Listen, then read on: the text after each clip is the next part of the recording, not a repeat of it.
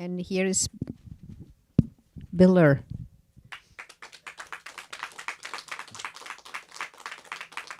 So, Bill, as I was saying, this is probably Blake Edwards' most successful non-Pink Panther film. And can you contextualize it in his career at that moment? Sure, sure. Can everybody hear me? Well, good. It came in a convulsive time in his career because he'd spent the previous decade uncertain of what was going to happen. The film that you showed about 3 weeks ago here, Wild Rovers, was one of two films that he made for MGM in the late 60s, early 70s that was taken away from him and recut. And he was furious about it because he hated the ultimate print of Wild Rovers and then Carrie Treatment, so much so that he left Hollywood and went to England. And in England, he did Tamarind Seed with Giulia. And then he did 3 more Panther films and bounced back and forth between England and the States. And he had 3 films in his mind to break the pattern of the Panther films. And he wound up doing them almost directly in a row when he came back. The first one was 10, which was an unexpected monster success. The second one was S.O.B., which was his assault on what he hated about Hollywood. He followed that with Victor Victoria. And since this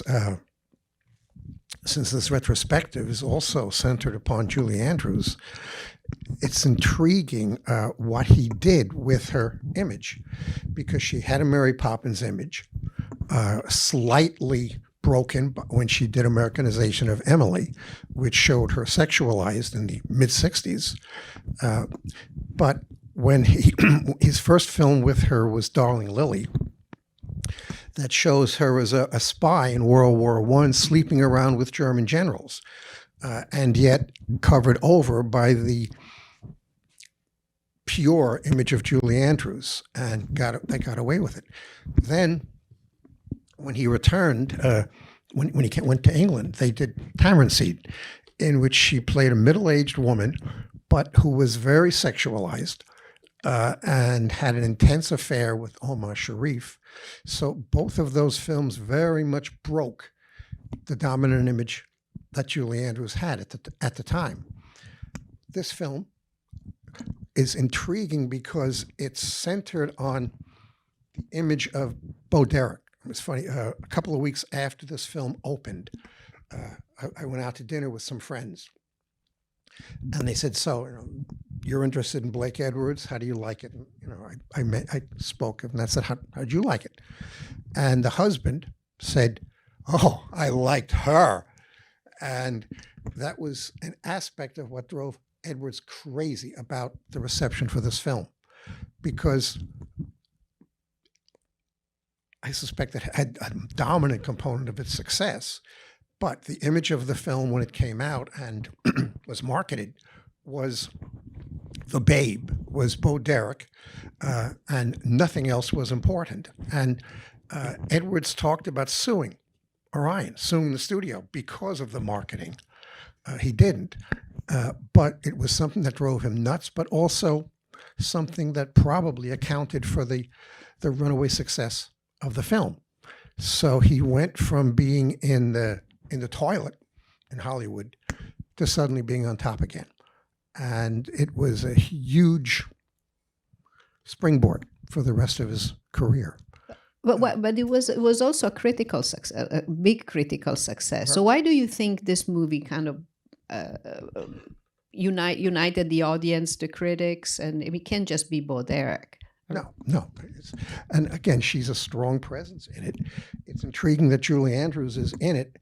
She's in no way fetishized like the shots of Bo Derek. We constantly get shots of Bo Derek either running towards the camera or on the beach or clearly a babe. And Julie Andrews is very much a middle-aged woman. And yet she's the one to whom George returns at the end. And my sense of why it became such a success was the combination of the marketing of Bo Derek's image with what I see as the genuine subtlety and strength of the film. It's about contradictions. It's about male voyeurism. It's about all kinds of contradictions, so that George becomes obsessed with seeing Julie. Seeing Julie. Sam. No, a Baudelaire character. Jenny. Just by Jenny. Yeah, just by seeing her drive past in a car, and then suddenly he changes his life, and he's consumed by the desire for what he's seen, which is then utterly destroyed for him when he first gets in bed with her, because he starts asking her questions like, well, isn't this important to you? And she goes, what are you talking about? In other words, he's of one generation that presumes that love and sex are bonded and that should be eternal. And she couldn't care less about that. The fact that she's on her honeymoon, so what? She's gonna go to bed with this guy who saved her husband's life, and that goes against everything that he's come to believe about heterosexual monogamy. And the moment that he leaves, it's a fascinating cut, because the moment he leaves her bedroom, we get a cut and we see Julie. And she's in an 18th century costume, singing about a love for one man and all. So it's situating the idea of this kind of romantic love, heterosexual monogamy, in a long historical trail. It's not something that's going on today, but it's centuries old. And that's part of what appeals to him. So that those gross contradictions, the difference between what you desire and what reality is, are part of the complex rolling of this film. And then the imbrication of it with his writing partner, Hugh, who's gay. And so he's clearly not a white heterosexual male in the mode that George perceives himself as. And yet he's a rock solid, he very much wants a relationship. We see him destroyed when the relationship with one of his Beach Boys seems to fall apart. And yet he's very bonded with Julie. And so there's a sense of him as a truly decent guy, even though George repeatedly says, oh, I'll turn out like a fag like you. And we see George stacked up against different kinds of others, people to whom he would have traditionally felt superior. When he goes to a shrink, the guy's black. And yet he's quite wise and grounded in what George's situation is. So this rolling insult to almost everything that George presumes about what relationships should be about, what his life should be about, is at the center of the film.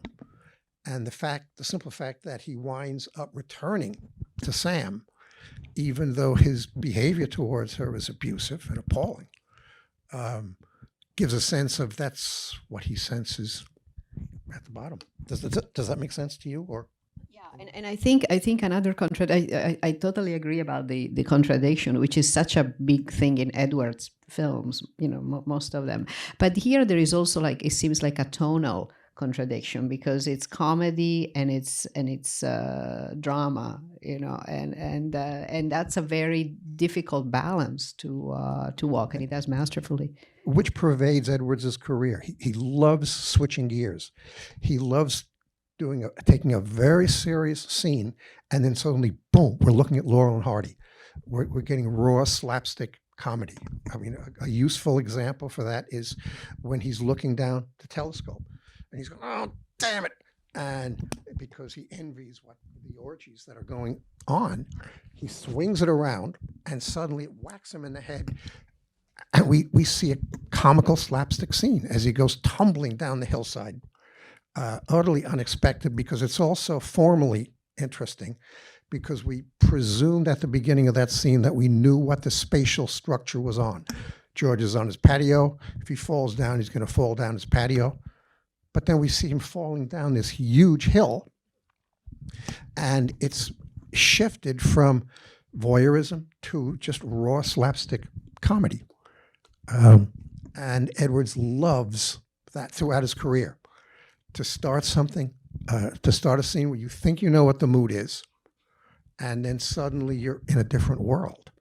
And the scene, of course, when he goes and see the priest with the use of space and the maid that comes in with the tea. I mean, that's just like. In fact, the first time I met Edwards, I went to interview him in Manhattan, and it was at the Sheraton Netherland Hotel, and it was the week before this film opened, and we got along quite well. And as I was leaving, he said, now I want you to watch 10, because he set me up at some kind of screening for it. He says, I mainly want you to tell me what you think of Mrs. Kissel. He was enormously proud of the Mrs. Kissel scene. And that thing, you think it's about George and the minister talking, and then suddenly you see her slowly creeping by, and you think she's gone, and then she re-enters the frame when but it's also central to the thematics of it, because George is obsessed with this image of a woman, and yet what he's getting with Mrs. Kissel is another woman, and grossly different from his desires. I think George Siegel was initially signed on to do the film. It would have been a very different, Extreme, different movie. It's typical. A major aspect of Edwards' career, his ability to shift gears almost on a dime, because it was just a couple of weeks before shooting began, George Siegel backed out, and Edwards was bereft with. He said, what the hell am I going to do? Dudley Moore was in a group therapy group with him. And he said, Dudley, do you think you can? And so he rebooted the film to accommodate Dudley Moore. So suddenly you have these jokes where Sam goes, well, I'd like to take him outside and punch. And well, that's not going to work with somebody of George Siegel's size. But the fact of Dudley Moore's height becomes part of the film. And also that kind of very quick readjustment pervades much about Edwards' career. The most famous example is the Pink Panther, because in the Pink Panther was originally set to co-star Peter Ustinov as Inspector Clouseau. And only a couple of weeks before shooting was to begin, Ustinov backed out. And I spoke with Ustinov about it, and he said, yeah, I felt bad, but they offered me top cappy, and I wanted that. So everything was set for it to start shooting. Edwards didn't know Peter Sellers, but people put them together. The moment they met, they clicked. Peter Sellers loved old slapstick, so did Edwards, and they clicked. He rebooted the film fundamentally to organize it, around Inspector Clouseau, and the titular star was David Niven. In the middle of shooting, Niven came to Edwards and said, "Look, I know that Peter is taking this film away from me," and Edwards started to go, well, and Niven said, "It doesn't matter. He's making it better." And so, but that ability to turn around on a dime, okay, Peter Ustinov is gone. I've got this new guy, Sellers. Let's see what we can do with him. And it not only happened there, it happened here, and a couple of other times in his career. That was remarkable in terms of his ability to tap dance. The title of our retrospective, which is a year-round retrospective, is called The World of Julie Andrews. So we started with with her and worked towards her main the collaborators, and Edward being one. You touched briefly on what he did for her in terms of changing her image. What do you think was her contribution? Because to me, their creative collaboration is incredibly fascinating. Yeah, no, I mean, they started out obviously with a musical. with Darling Lily, with her, because that was her image. That's what she was known for. And she's remarkably adaptive. She can play almost any kind of role. She was fully aware when they were shooting this that most of the attention was going to go to Bo Derek. And her character, because about the only functionally grounded characters in the film are Sam and Hugh. And most of the others are either hysterical or useless. And Edward shoots her in a totally different way than he shoots Bo Derek. We don't get the kinds of fetishizing shots. We don't get the shots of her lounging on the beach. We don't get nude scenes. She's a very grounded, solid, and middle-aged woman. And that aspect of her age, of her maturity, is part of their, again, my sense is that she and Hugh are the only really mature people in the film, even though she's a woman and even though he's gay. So that George's presumptions about his masculinity, about being a white male heterosexual, and again, Hugh Moxie says, you're one of the worst white male heterosexual disasters I've ever seen. George can barely understand it, but the film makes that quite resonant. That's why in your book you said that you wrote that 10 is the most ideological or overtly ideological of Edward's film, right? Sure, or one of them anyway. But yeah, I mean, because it's about a cluster of things, but part of what it's about is masculinity, femininity. The central character is indisputably this privileged white male. He's talented, he's successful, and he's hysterical, and systematically hysterical throughout the film. And the fact that he positions himself against his homosexual partner, against his female partner, and even seeking advice from a black shrink. All of those are others to his presumption of superiority, and yet all of them are much more mature and much more coherent than he is.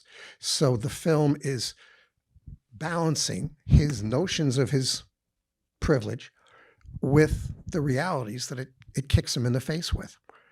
Does that answer? Yeah. Raise your hand if you have any question. I have one. I have one more. There is a for a filmmaker that love to switch between genre and moods and actors and this film, Wild Rovers, this film, SOB, and That's Live are remarkably close to his identity and his biography. Can you comment on that a little bit? Sure. I mean, That's Life was the most explicitly semi-autobiographical film. But at this point in his film, in his career, he was dealing with figures who were creative figures. There was George as a musician. Most of the people in SOB are in some fashion involved in filmmaking, whether creative or industrial. And Victor Victoria is centrally about artists and performers. He was concerned about the notion of what it means to be a creative person. On probably the Johnny Carson show, he said something that was remarkably perceptive about himself, in that somebody said, well, what about your family? In other words, what about your creativity? And what about your sense of your family bonds? What comes first? And he said, my creativity comes first. And people sort of looked at him. He said, the reason it comes first is because I wouldn't be of any use to anybody if I couldn't make my films, do my paintings. And he was across the board. He did a lot of writing. He did his paintings. Well, in fact, you have some examples of his paintings up in your exhibit. And that simple admission, knowing that a lot of people would look down on him for putting the creativity before his family, but there was a singular honesty to it. And if we look at That's Life, the central character is an architect. The Man Who Loved Women is a sculptor. Here he's a musician. Edwards was deeply fascinated by the notion of people's creativity, how it interweaves with their lives, for better or worse. The fact that Sam is a talented performer and yet has her life in order is a substantial part of this film. George is systematically hysterical. Sam isn't. Sam is grounded in ways that George can barely understand. Does that answer it for you? There's a question there. Please. Oh, yeah. Wonder a lot more loudly, please. Yeah. Did he have a particular favorite film of those that he made that he liked the best or that he felt was the best? And I just wanted to ask you also, what were his particular skills that you thought made him a very gifted director and writer? Yeah, I mean, he had different favorites at different times in his career. At certain points, he loved the Panther films, but then he started to distance himself from them because he thought they were consuming his image, and he wanted to break out. So this film comes right after 3 Panthers. In terms of his particular skills, yeah.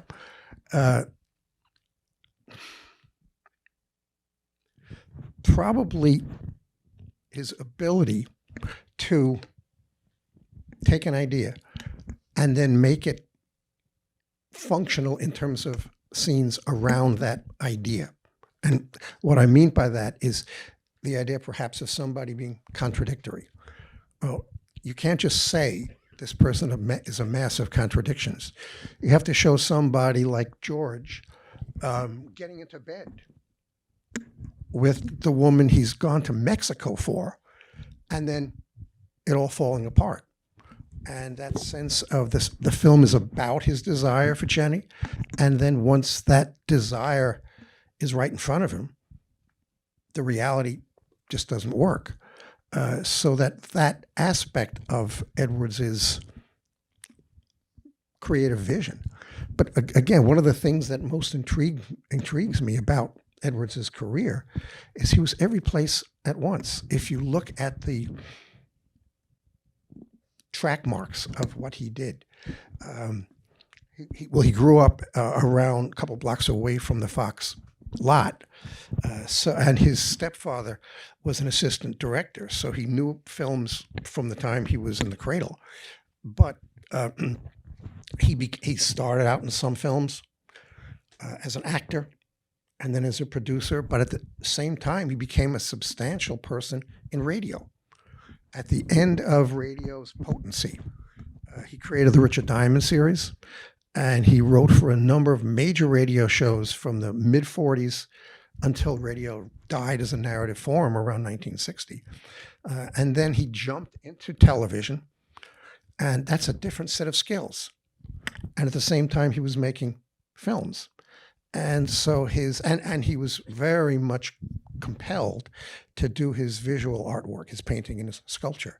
So that hopscotching around was important to him, was important to his creativity in very different forms.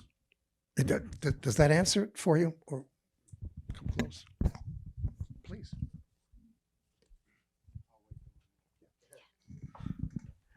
Thank you.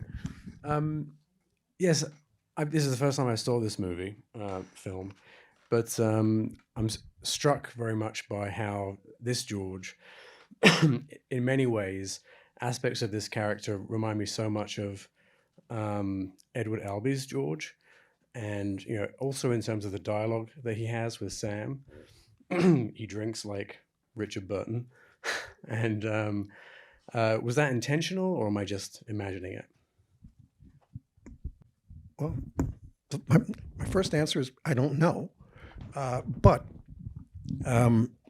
Edwards was quite aware of the New York stage, and the George and Martha structure of Albee's play was something to which Giulia would very much have been attuned, because she was on the Broadway stage from the early 50s when she did The Boyfriend and then My Fair Lady.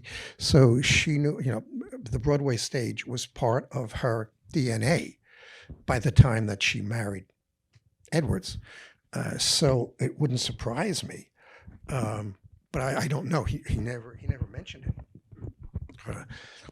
So boo, that's my response. You mentioned before Laurel and Hardy. How important do you think were the great silent stars to Edwards? Central to him. Frequently he'd talk about. He'd say, "Well, this is the way Harold Lloyd would do it," and he would literally he would somaticize his ideas. In other words, he won't say somebody's confused. He's blah, in other words, he would show their body going in 4 different directions at the same time. And he would, in his conversation, an unproduced screenplay that he did that's quite remarkable is a screenplay called Pie Face. And he wrote it in the mid-70s. And he wrote it for Soupy Sales, whose physicality he liked. It never happened. But it was very much a silent film, even though it was he wanted to make it with music as a silent film well into the talking era. Also, if you see his film The Party, which is almost it's a remarkable film with Peter Sellers. It's the only film that he did with Sellers that wasn't a Clouseau film, and it's the Sellers character weaving his way. Dialogue is almost irrelevant to the film. Sound is very, very important, but it was conceived largely as a silent type film with Sellers as very much the kind of character that would be played by Charlie Chaplin. And one of the sets on which I was to watch him was a film that's not well known, A Fine Mess. And the screenplay says, this character in this Dinky's drive-in has to move just like Oliver Hardy. So in some of his screenplays, he's very explicit about the physical movements of characters associated with silent or slapstick characters. He loved Buster Keaton, but he also would frequently talk about Chaplin and Chaplin's musicality and Chaplin's rhythms, so that you see it in his screenplays, but also in his attention to movement, his attention to bodies. Which is incredible with Dudley Moore here, that, it just looks like a thing of a bunch of rugs, that is just like doesn't have a spine. And if you think about how this film would have looked with George Segal, I'm not saying it would have been better or worse. It would have been fundamentally different. And his ability to reconstruct the look of a film, the feel of a film, when he's got a different lead star, is something that was quite remarkable about him. Because he always had 6 or 7 projects in mind, and most of them never came to fruition. But he was always conceiving, how would this? Could I get Dudley for this? Could I get?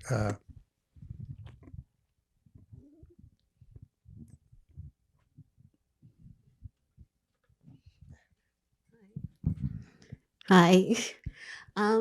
Watching Dudley Moore in this reminds me of a lot of different characters in Blake Edwards films, like in That's Life and SOB, where the central character is a middle-aged, talented, rich guy with beautiful houses and beautiful cars, and they're extremely self-absorbed and inconsiderate, and these sort of man-child figures. And I kind of feel that he uses the movie to sort of work out the sense of, how do I learn how to appreciate what's good in my life?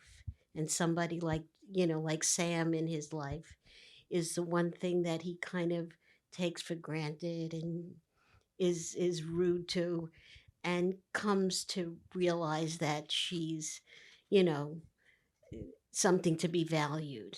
And that happens, I think, in That's Life too, where, he's self absorbed with his own problems and doesn't recognize other people's needs. And knowing somewhat about, Edwards, and how does that sort of parallel his sort of struggles in his own life in terms of what he was like? First, that's my wife, and she's also a neuropsychologist, so she knows the territory. Um, it very much parallels his life, his anxieties, and it was something he was quite ready to discuss repeatedly, so that the hysteria of characters, the central character in That's Life. Pardon? Oh, yeah, I beg your pardon. The hysteria of the central character, Harvey, in That's Life, who seems to have everything, and the fact that he frames that film at the beginning, the Julie Andrews characters, his wife, learns she might have a serious cancer situation, but she doesn't tell anybody. She spends the film just waiting to find out what the ultimate diagnosis is. So she's dealing with a real primal problem. And her husband is constantly, annoyingly going off about his own anxieties, problems, what pisses him off and doesn't, as a gross contrast with his immaturity. So that was something of which Edwards was very aware about himself, that he wanted to address in film, but he was also deeply involved from the mid-1950s with psychoanalysis. An actor friend of his, Frank Lovejoy, got him into psychoanalysis in the 50s, and it became something that was a central pivot to his attempts to diminish his hysteria. I did a long interview with his major shrink, and who was a kind of shrink to the stars, and Milton Wexler, and as much as he could speak about this kind of thing, he was quite vocal and quite precise about the difference between Edwards's need for control and his sheer horror of his own hysteria, of his lack of it on a systematic basis. Is that covered for you, Judy? Thank you. Okay, I think that we have another show, so I need to finish this. Thank you so much, Bill, Pleasure to be here. for the insight. Very much a fan of what you've done.